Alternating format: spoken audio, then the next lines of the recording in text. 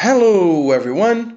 This is episode number 4 of Into the Bunker with me, your host, Pietro. Before we start, I want to say that during the recording of this episode, I had some issues with my computer. I think my computer couldn't handle all the apps we had running to do. Like, we were doing our best and trying to record it as best as we could. But my audio got choppy and bad. Oh, thankfully, only my audio. So that's why I'm recording this intro again. It's to tell you that the audios from Dr. Harrisville and Samuel are preserved, so you can listen to the episode, watch the episode normally. You're going to get all the information from both of them. And I was only making questions, so thankfully that was all. The problem is, I also do the intro, right? And I finish the episodes. So that's what I'm recording again, so the episode doesn't get messed up. I want to say that these things happen. This is like a new adventure for all of us here in this in the World War II Daily podcast. These things they happen, and my approach to this is learn from it, do it better next time. So, in the next interview with Dr. Waitman Beorn, we're gonna get this solved, and my audio will be fine. Now, I'm gonna do the intro of the episode and I'm gonna present to you our guest. So, today we are doing a very special interview to celebrate the 10,000 followers on Instagram and also to start a series of 2 interviews, right? This one with Dr. Harrisville and the next one with Dr. Waitman Beorn that will shine a light on many polemic topics that should be debated. But before we jump in, I want to invite you all to follow my page, the World War II Daily, and Samuel De Korte on Instagram. Both links will be available on the description of the episode. And this is very important. If you're listening to this, be sure you go there and you follow us. Because as we started to debate the Holocaust and face Holocaust deniers, and these people who believe in the Wehrmacht clean hands myth, we started to lose followers naturally because there are many people out there who are, well, maybe Nazis, maybe just like German enthusiasts. I don't really know. I'm learning so much with these series of interviews that, you know, that's it. You go there, you follow us. You're gonna be very. It's gonna be very nice. It's gonna support us a lot. Okay, so be sure by the end of the episode you check out the links, you go to Instagram and follow our pages. So this episode will also be available on YouTube and Spotify for the first time on YouTube, right? Now I will present you our guest. David Harrisville holds a bachelor from Carleton College and a PhD in history from the University of Wisconsin-Madison, where he also taught, tutored, and completed a postdoctoral fellowship. He conducted historical research in Germany and Israel, culminating in the book The Virtuous Wehrmacht, Crafting the Myth of the German Soldier on the Eastern Front, 1941-1944. From 2018 to 2019, he served as a visiting assistant professor of history at Furman University. Before joining the staff at Brown, he served as Information Technology Learning Specialist at Legal Services Corporation, where he designed and delivered training programs for adult learners, both online and in person. Well, we were honored to have Dr. Harrisville with us during the recording of the show. He's a brilliant guy. He's an extremely good teacher. I'm a teacher myself, so I can tell you that. He's a very good teacher. Again, thankfully his audio was preserved. And that's it. Let's go to the episode. Dr. Harrisville, welcome to Into the Bunker with Pietro Deserti and my good friend Samuel De Korte. Well, thank you so much for inviting me on today and for that great introduction. I think you covered most of the highlights of my career. So yeah, as you say, I'm David Harrisville. I work right now at Brown University as a learning designer. where I basically helped to design and build online classes across a range of disciplines. But I'm also a historian of modern Europe and the Second World War. And as you said, I wrote a book that came out in 2021 about the Wehrmacht, the German army on the Eastern Front. And yeah, I'm excited to talk about that today. Awesome. Every interview I do, I start with the same question. It's a classic question. So for our audience to understand it better. So where does your interest in World War II and all these topics come from? Background or anything like that that gets you into it? Yeah, so like probably a lot of other people who are into World War II, it started when I was a kid. So I kind of got into history in general. So my dad was a history major. He always liked history, and he had history books lying around. A lot of it was like ancient history. And before I could read, I would open those books and look at the pictures, basically, and try to imagine these, ancient civilizations and this kind of whole world that existed thousands of years ago. So that's kind of where my basic interest in history came from, I think. But as far as World War II, that really started by playing with model tanks and model airplanes with my dad as a kid. I had these little plastic armies, and I would have wars in my bedroom, basically. So I was just into the sort of the military aspect of everything. Thought that was pretty fun. Um, as I got older, I read World War II history books like Stephen Ambrose, who's a kind of popular American historian of World War II. Um, Played World War II video games, things like that. And then I guess my interest got more kind of serious as I got older. Like I never really grew out of this interest. I just kind of kept reading. I got more interested in the German side of the story because I think a lot of people are really familiar with D-Day and Saving Private Ryan and like the American side of the story. But I was curious about the bad guys and like, well, what are they thinking? Like, why are they fighting? What makes them tick? So eventually, I took a lot of history courses in college and ended up deciding to get my PhD and become a historian. So that's more or less how I got here. That's awesome. I think it's I think it's important to mention that my grandfather fought the war, and he was on the Italian side. That always fascinated me to think like how what these guys were thinking about. And I tried to read your book as much as I could. I had some issues this last week, but I learned a lot from it. Like gave me a lot of perspective on it, on how any of these guys justify their own motivations and things. But anyways, um, the next question, I think Samuel would like to do it, but I'm not really sure if he wants to do it anymore because I think you answered it, right, Samuel?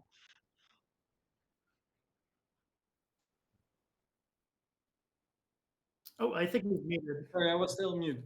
Um, you answered part of the question because in your book you said dedicated to my father and my grandfather, and I think your father you answered already, but I was curious about it. Like, why did you dedicate your book to your father and your grandfather? Like your father, probably because of the history that you just explained. Yeah, that's a good question. So my dad is probably the one who really got me into this the most. Yeah, I remember building model airplanes with him, and we had these battles in the living room floor and stuff like that. And my dad, he's a pastor, retired pastor now, but he was always really interested in history in general, and so oftentimes he would read a history book, and then when he was done, he would give it to me. And so that's one reason I kind of got into the Wehrmacht was he gave me a book about the Eastern Front, and I'd never heard of the Eastern Front before, and I just thought that was really fascinating. This whole side of the war that like a lot of people don't know about. As far as my grandpa goes, my grandpa died last year around this time. He was a professor of theology, and so he wrote, I think, like 20 or 30 books, something like that. Like he was a real academic, and also really interested in history. So in a lot of ways, I feel like I've sort of followed my my grandpa and my dad, not exactly in the same exact footsteps, but we've all shared this kind of interest in history and teaching, and kind of intellectual pursuits. So yeah, thanks for the question. I think it's interesting that you mention it. Oh.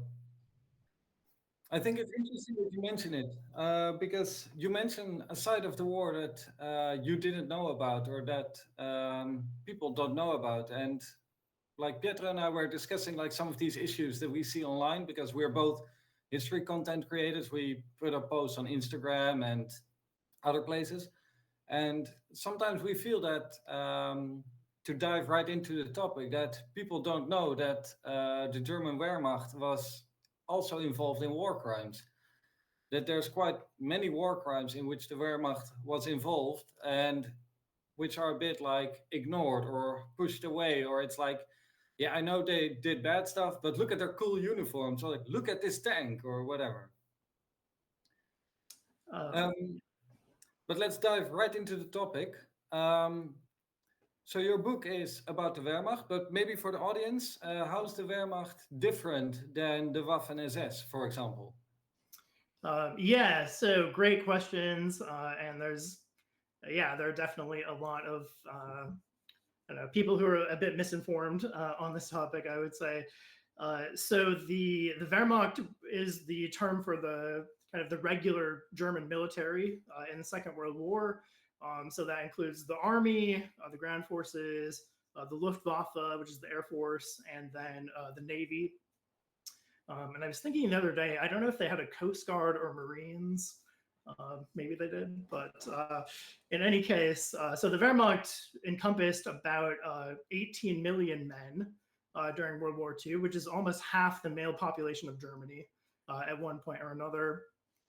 Massive organization, responsible for essentially fighting wars against foreign powers, right? The Waffen-SS was a little bit different, but kind of related organization. So the SS in general was this kind of paramilitary force in Nazi Germany, headed by Heinrich Himmler, one of the worst criminals. The SS was extremely ideologically driven.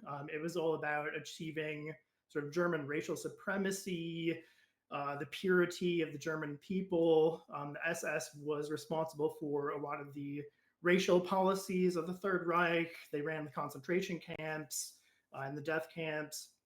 The Waffen-SS was a kind of military branch of the SS that fought alongside the Wehrmacht on various fronts. And they were known in particular for their kind of fanatical loyalty to Adolf Hitler and the Nazi ideology. They're seen as, some of the most hardcore Nazis out there. But my research and a lot of other research that's come to light has demonstrated that the Wehrmacht, the regular army, was also extremely heavily involved in the crimes of the Third Reich, including the Holocaust. And I'm happy to kind of dive into the details, but that's the bigger picture. How is the Wehrmacht different from the SS? How was the Wehrmacht involved in the Holocaust and other crimes?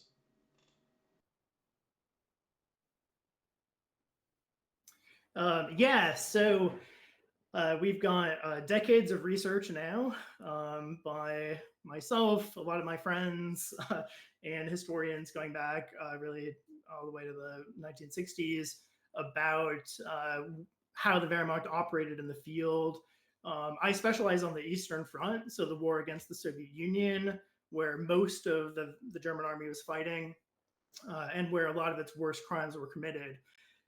So That war was essentially conceived as a racial war of extermination to destroy this sort of fictitious entity called Jewish Bolshevism. It was this idea that the Soviet Union was run by Jews and had this kind of nefarious ideology, and they were this threat to Europe and to Germany, and they had to be completely annihilated. So when the Wehrmacht went into the Soviet Union, it issued a series of orders about which are now known as the criminal orders, saying that kind of all political commissars that they captured would be killed on sight. So these are kind of like communist officials in the Red Army. Civilians, if soldiers committed crimes against civilians, they wouldn't be prosecuted. This is supposed to be like a merciless racial war for the Germans to seize land and sort of exterminate all of their enemies. So the Wehrmacht goes into the Soviet Union with these orders, and across, it's really about 4 years that they're on Soviet soil, they commit war crimes on an enormous scale. So that includes stealing food and supplies from local residents, many of whom were barely surviving as it was. Rapes, probably tens of thousands of rapes, if not more, were committed by the Wehrmacht. Scorched earth policies were enacted. So when the Germans retreated, they would destroy all the villages around them to kind of deprive the Soviets of supplies. The Wehrmacht also rounded up civilians and executed thousands and thousands of them in what are called collective punishments, where if, say, a Soviet civilian, fired on a German soldier, that entire village might just be executed or burned to the ground by the Wehrmacht. And I've read that they destroyed something like 78,000 villages, just burned them to the ground, killed the whole population, or at least the male population, especially as part of the partisan war. So there are a lot of Soviet civilians who kind of took up arms against the German army behind the lines. And as part of this battle against the partisans, it was standard practice for the Germans to take civilian hostages, to burn down villages, to kill anyone who they even suspected of any kind of resistance. And Jews were especially targeted because they were seen as kind of associated with communism and the Soviet state. And the Holocaust is also a big part of this story, which has only come to light relatively recently. So the SS had organizations called the Einsatzgruppen that went into the Soviet Union and executed Jews, essentially. That was their job.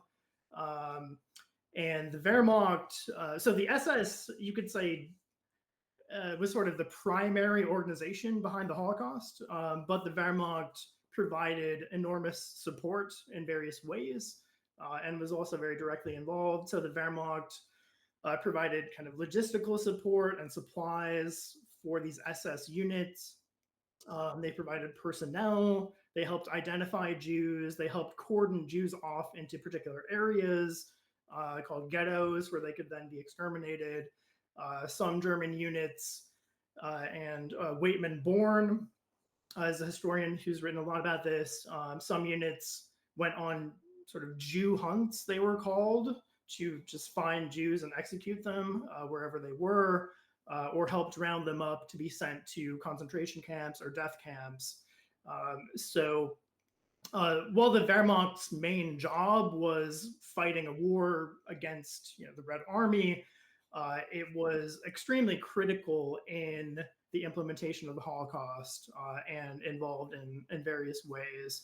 So without the Wehrmacht, the Holocaust would have still happened, but I think it would have been much smaller, essentially.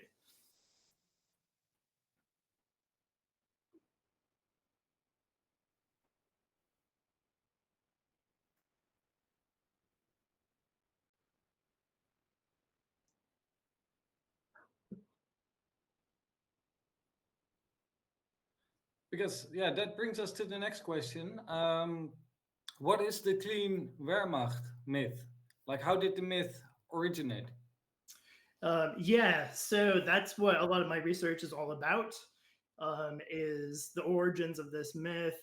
So the myth of the clean Wehrmacht, or the myth of the clean hands of the Wehrmacht, is the idea that, unlike the SS, for example, the German army didn't commit crimes in World War II. It was this kind of clean and honorable organization that followed the laws of war. It's just like a regular army. The soldiers were just kind of doing their duty. They were decent guys, and they're not really associated with the crimes of the Nazi regime. So a lot of my research has to do with where did this idea come from? And this is an idea that was very popular and kind of still is in some circles in Germany and also around the world. So my research centered on German soldiers on their letters that they sent home from the Eastern Front. And they wrote something like 10 billion letters. So there's a lot of letter writing home.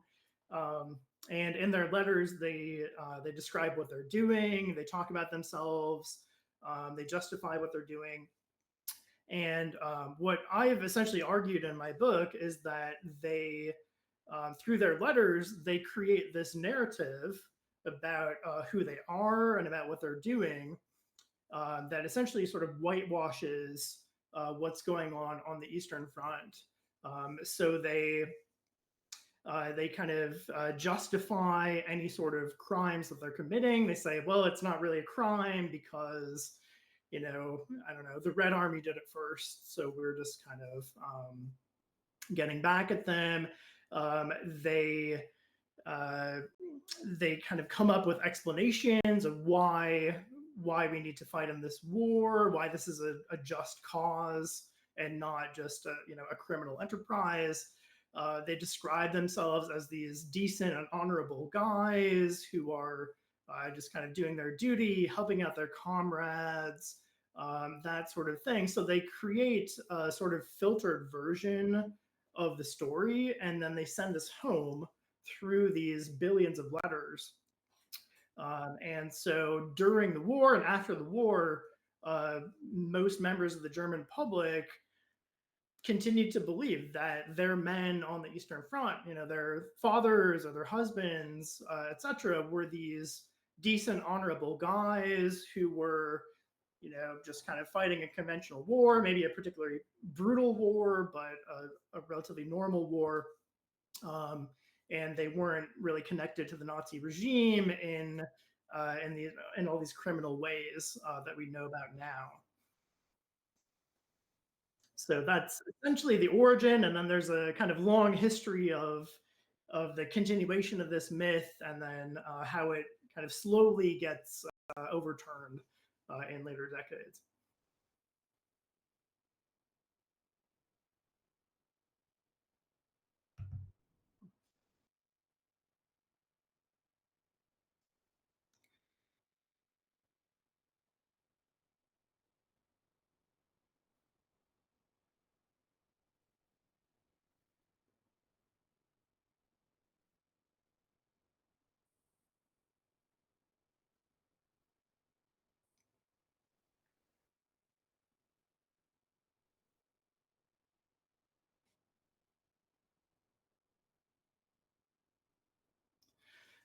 Yeah, so the average soldier is the guy I try to study. Like I said, there are about 18 million of them, so it's hard to get a really representative scientific sample. But in my book, I've studied about 30 soldiers covering the years 1941 to 1944. So they're basically ordinary guys. Most of them are drafted, so they didn't exactly volunteer to be in the army. They tend to be in their 20s or maybe early 30s.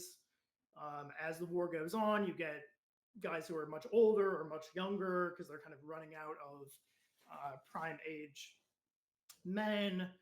And one of the questions that you sort of alluded to is, were they Nazis? Like, who were they? Were they criminals? Were they Nazis? Well, I would definitely say many of them were criminals or knew about crimes or were involved in crimes in some way. Most of the men I study talk about theft. They talk about mass executions, things like this. I have just a couple of quotes I wanted to read, actually, that sort of give you a sense of life on the Eastern Front. This is just a quote from one soldier's letters. He says, in consequence, 3 villages in which the partisans have resided were completely burned down by us and the male population shot dead. That is the necessary, inexorable revenge, under which, of course, the innocent must suffer with the guilty. So they actually do talk about the atrocities they commit, but in my book I explain the many ways in which they try to justify them. But in terms of the Nazi question, so this is very interesting. It's very complicated because you're talking about so many people, and it's hard to generalize and say, they're all Nazis or they're all, non-Nazis. But I'll try to kind of give my general thoughts on the topic. So I'd say that pretty much all of them were influenced by Nazi ideology to some degree or another. Most of them were young men who grew up during the Third Reich. So they were oftentimes in the Hitler Youth or these other Nazi organizations. They learned, they listened to Hitler's speeches, right? They're influenced by propaganda in all sorts of different ways. So most of them had some sort of connection there to Nazism. But I would say that the majority, at least the ones that I studied, couldn't really be considered hardcore Nazis. Like if you compare an ordinary soldier to, say, Heinrich Himmler, who's in charge of the SS, Himmler is much more of a fanatical, hardcore Nazi who believes in this biological racist theory and really wants to commit genocide. The ordinary German soldier, I would say, had a lot of views that kind of overlapped with Nazism, but most of them weren't necessarily like exterminationist Nazis who see themselves as going out there to just kill as many Jews as possible or something like that. Most of them were nationalists, so they believed that Germany was the greatest country and it was important to fight and die if necessary for the German homeland, which kind of overlaps with nationalism of the Nazis. Most of the ones I've studied were very supportive of Adolf Hitler. They thought he was this great leader who's transforming the country and getting rid of the Versailles Treaty and sort of restoring greatness to Germany. They believed in values like comradeship. They believed it was important to be a good man, was to be a good soldier. So they believed in this kind of militaristic idea that overlapped with Nazism quite a bit. They tended to believe not always in like a strict racial, biological racism exactly, but they tended to think that Germans were better than other people, essentially, especially on the Eastern Front. So they thought that Germans were kind of better than Slavs, better than Jews. A lot of the people they met in the East, they considered to be dirty and poor and uncultured compared to the Germans. And so a lot of them kind of automatically believed that the Germans had a right to rule in these areas. So you see a lot of views that are similar to Nazi views, and some of them, in fact, do end their letters with Heil Hitler and say things that are pretty much like direct quotes from Hitler's speeches. Um, for the most part, I think most of them fell in this kind of murky middle where they're influenced by Nazi ideas. A lot of their ideas are going in the same direction, but they don't necessarily um, have that great of an interest in politics or like the details of Nazi racial theory or something like that. They just have these kind of general assumptions that oftentimes go in the same direction as Nazism, even if they don't necessarily personally identify as Nazis. And I guess one of the points I try to make in my research is you didn't have to be a hardcore Nazi to commit war crimes or to participate in the Holocaust. Some of the men I study don't really have much interest in Nazism, but they still kill civilians. They burn down their villages. They're still involved in kind of anti-Jewish policies, and they come up with all sorts of rationales and justifications for why they're doing this. And sometimes you can tell, like, yeah, they got that straight from Nazi propaganda. And sometimes it seems like they kind of come up with their own reasons that are a little bit separate from the regime. So, very complicated question. I hope that at least kind of starts the conversation about it.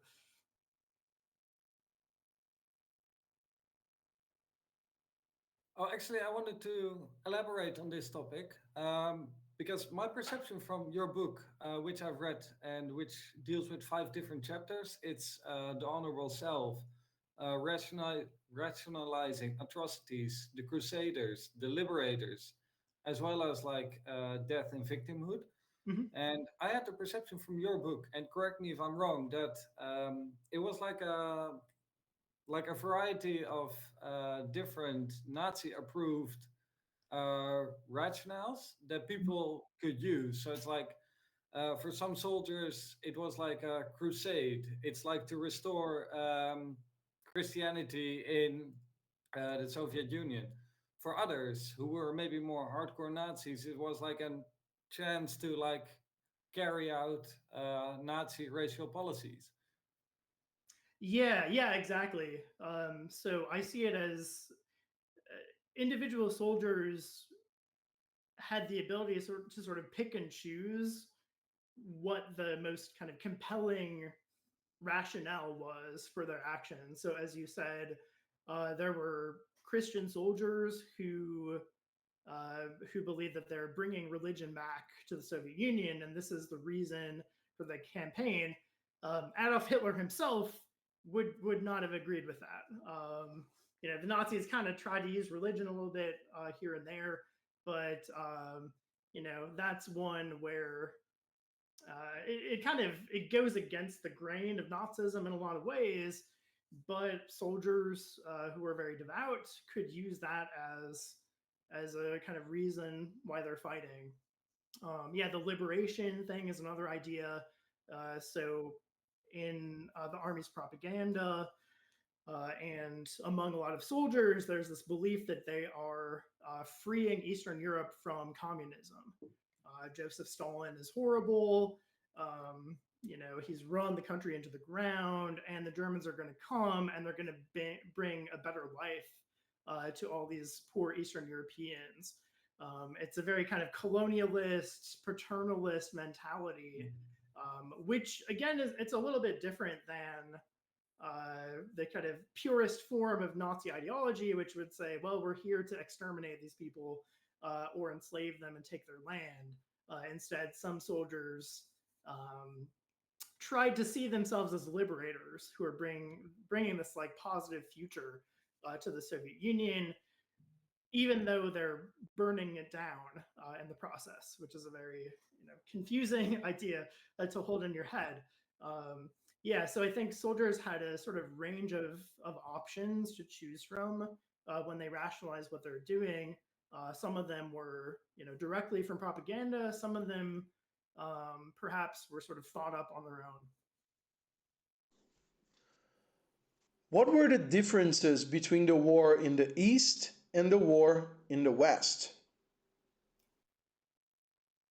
Yeah. Yeah, absolutely. So there are a lot of differences between the Eastern Front and the Western Front.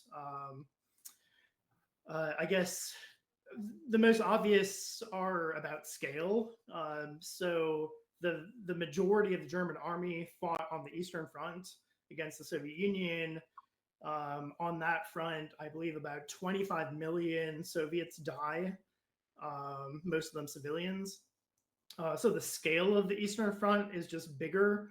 The amount of land that they're fighting over is absolutely vast compared to, say, France, for example. So that's one difference.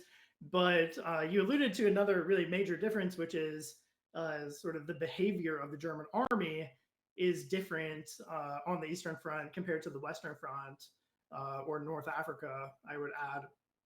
Um, Essentially, and let me take a drink of water for a second. Essentially, even though crimes were committed by the Wehrmacht on both fronts, the Eastern Front was quite a bit worse, just in terms of the scale of the atrocities, how many people are being killed, how exactly the Wehrmacht behaves. The Eastern Front was far more brutal. Far more civilians are being killed by the German army. And a lot of that comes down to Nazi racial ideology. So the Nazis and many people in the army believed that Eastern Europeans, Slavs, Poles, Russians, etc., Jews especially, were racially inferior to Germans, that their lives didn't really matter. They could be starved to death or killed, and we can take their land. And that's essentially the entire plan on the Eastern Front, is to carve out this new chunk of land where German settlers will move in, and we're going to kill or enslave whoever is living here to begin with. So it's this very kind of racialized war that's going on the Eastern Front. You also see a lot of atrocities in Yugoslavia in this partisan war that looks kind of similar to the Eastern Front in some ways. But in the West, so when the Germans are fighting the French or the British or the Americans, they tend to, for lack of a better word, they tend to be a lot nicer, a lot more chivalrous.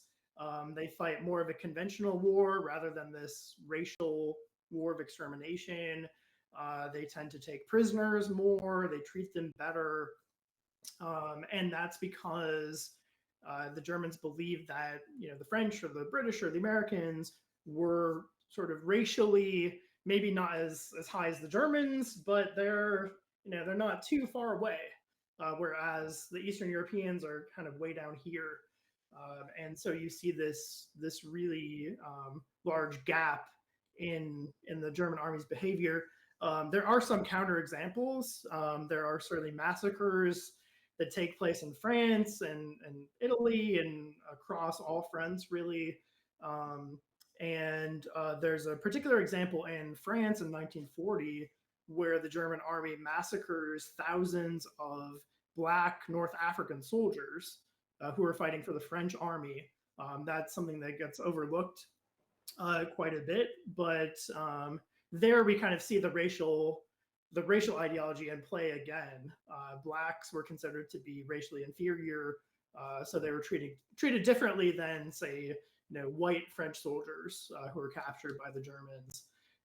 So even though there are atrocities on both fronts, the Eastern Front is really kind of an order of magnitude worse because of this racial ideology.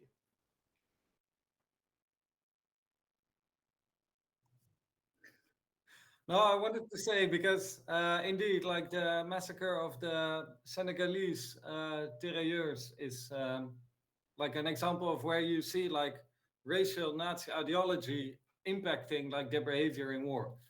Shall we continue with the next question? How does the argument victors write history impact the perception of what really happened? Yeah, so this is a really interesting question. I'd say as far as the Wehrmacht goes, The interesting thing is, after the war, it's kind of the losers who are writing the history more than the winners.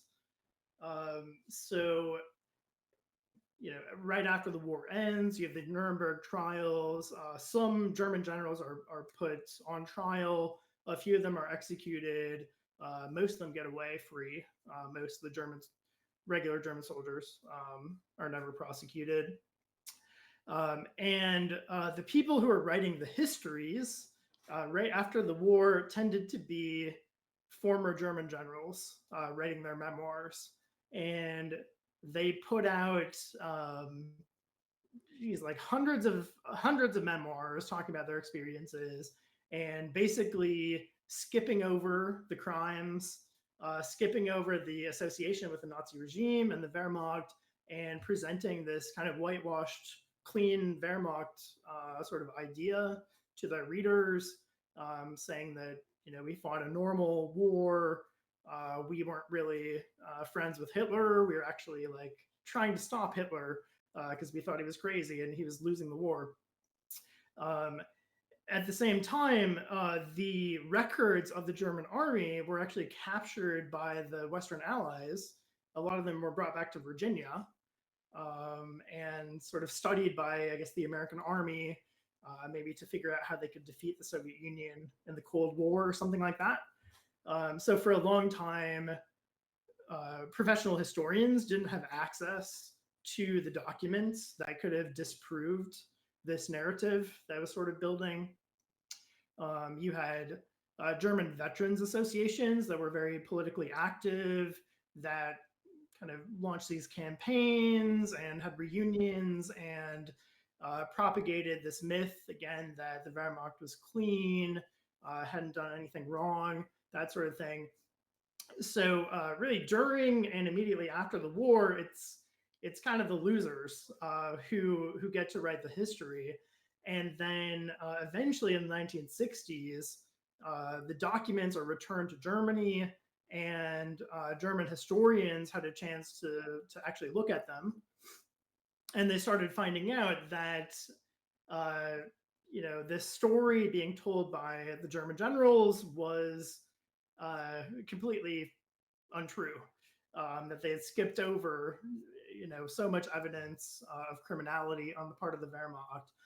I'd also add that the Cold War was a really big factor in sort of how the history of the Wehrmacht was seen after the war, because suddenly, the Americans and the British, etc., were allies with West Germany against the Soviet Union in the Cold War.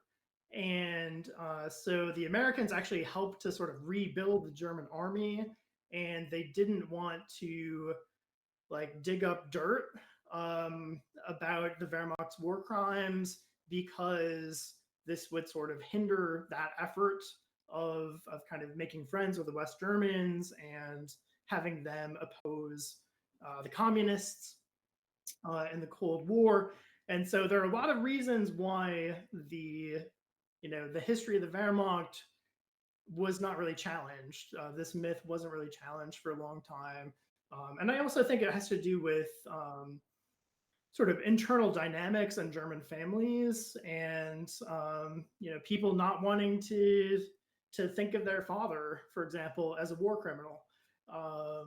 So the next generation didn't really delve too deeply into what had happened. A lot of people just wanted to kind of move past the war, forget what happened, and go forward. And it's not really until I'd say kind of the 1990s that the German public becomes a lot more aware of the Wehrmacht's crimes. There's a famous museum exhibition that showed photographs of the Wehrmacht executing civilians on the Eastern Front, for example, that was really kind of controversial when it came out. But since then, there's been so much scholarship by German historians and historians around the world about the crimes of the Wehrmacht.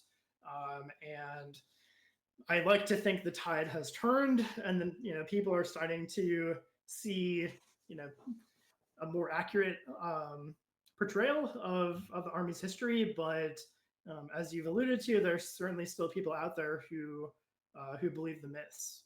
So it's important for us to talk about.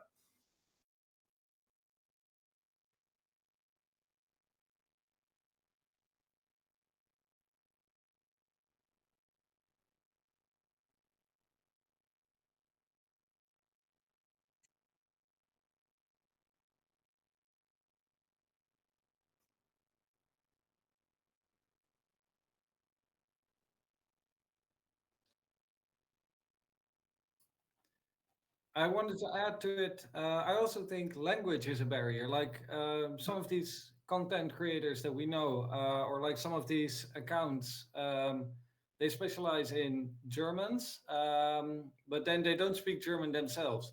So what they do is they use English language sources, and I'm thinking about Erich von Manstein, like Lost Victories. Yep. And so they read his book because that is in English. They can read it and then they use it as a source for their history content. But it's of course like the book is unreliable. Yeah, absolutely. Unfortunately, those are pretty popular books, these memoirs by the German generals, and they really spin this self-justifying account about how, like Manstein says, oh, we could have won the war if only Hitler had gotten out of the way and let the generals do their job. He conveniently forgets to mention how involved he was in war crimes and the kinds of orders he was issuing to his men, which absolutely paint him in a different light. So if you're selective about your sources and you only read this very narrow side of the story, you can try to perpetuate these myths. It all started because my grandmother died, and I got all the things from my grandfather, who was a war veteran, like his military equipment, some of his military equipment, a ton of pictures, and I was like, okay, I was going to be a father. I was like, so I'm going to be a father. I'm going to get married. I have all these things from my grandfather here. I should start doing what I like. I should start doing the things that I enjoy. So I started the Instagram page, having in mind that in the future I was going to have a podcast and YouTube channel, and that's how it went. One day I was interviewed by Evan, who's the guy who's editing this episode. He invited me to his podcast, the Schizo Report, and I really enjoyed it, and I felt confident to start my own podcast. Thanks. I'll briefly go in between. I want to stress for our audience, Dr. Harris is of course an academic, and his book is, I think, very well written. My compliments to you as a writer, because although the book deals with like a serious topic, it's not like say popular history, for example. It is academic research, but it's still very accessible. And really, I think it's not that often that we see a book which is very accessible, but also very educational. And that's what I would like to add to what Pietro said. Well, thanks so much. I'm really glad to hear that, because when I wrote it, I was thinking that exact thing. Like, I'm trying to present, years of serious academic research, but I wanted it to be a book that anyone could read. And I hope I struck that balance. I hope it's not, too academic in some places. But that's really great to hear. So you can find my book, either through Cornell University Press on their website, or through Amazon is probably the easiest way to find it. It's called The Virtuous Wehrmacht. The title is sarcastic. The army wasn't actually virtuous, but it's about how the soldiers constructed this image of themselves as good guys, even while they're committing atrocities. You can also visit my website, davidharrisville.com, to learn a little bit more about me and my work. May I add some more to it, if possible? Okay.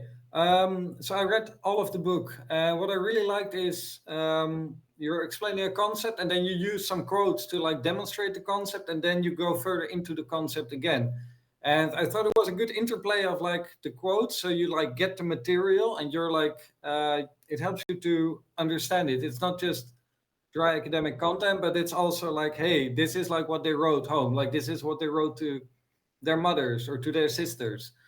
Um, Also, what I think was really good is that so it's a group of 30 soldiers, and like some of these soldiers write really like um, a very brutal or honest perception of the war. I'm thinking of Harold Hoffman, I believe was his name. Yeah, yep.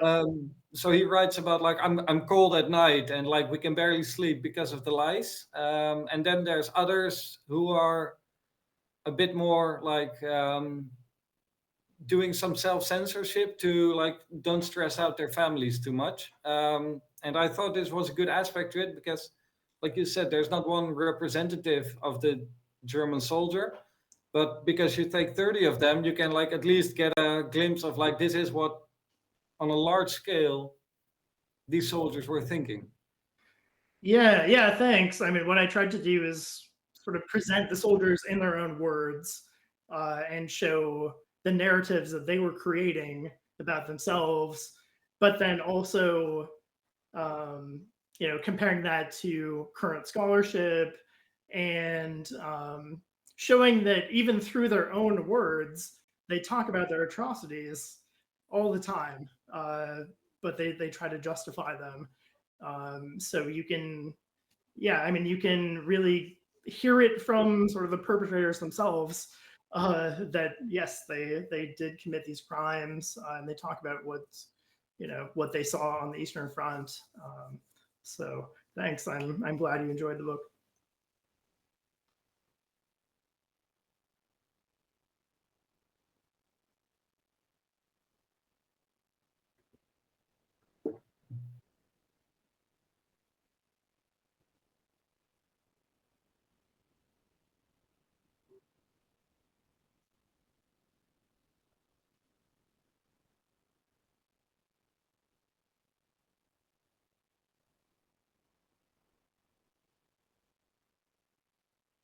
Thanks.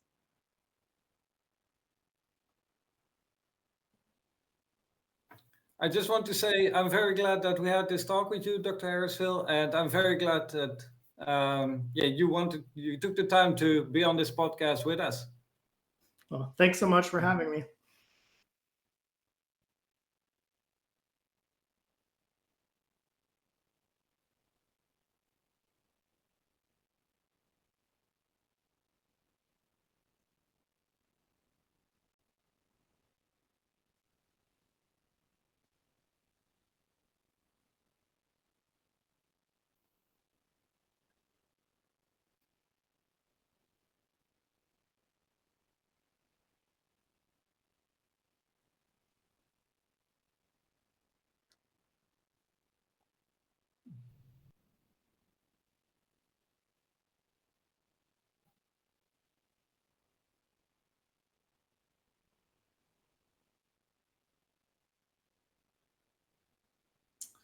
Um, Mostly, thanks for having me. I did have a question, but it's maybe more of like a technical nature. But I'm curious how you started this podcast. Actually, like how did you sort of get it off the ground?